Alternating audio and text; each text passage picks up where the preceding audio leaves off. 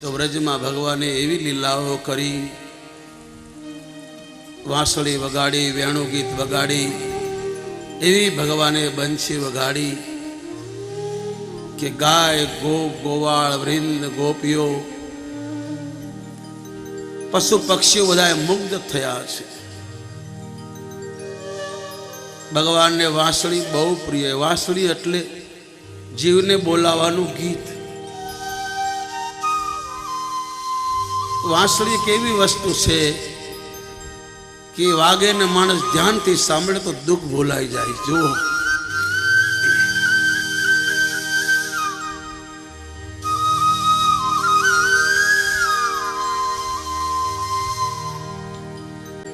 એક સાધુ, એક કલાકાર, એક મુરલી આ વાંસળી પાછળ ને કેટલી મહેનત કરી છે અને એના મુખે છે એટલી શોભે, તો ભગવાન વગાડતો છે ત્યારે કેવું હશે સાહેબ, કેવો વિહાર થયો હશે.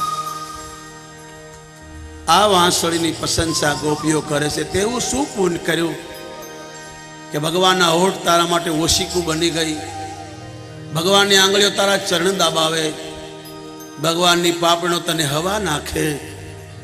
ગોપીઓ મોરલીની પ્રશંસા કરે છે.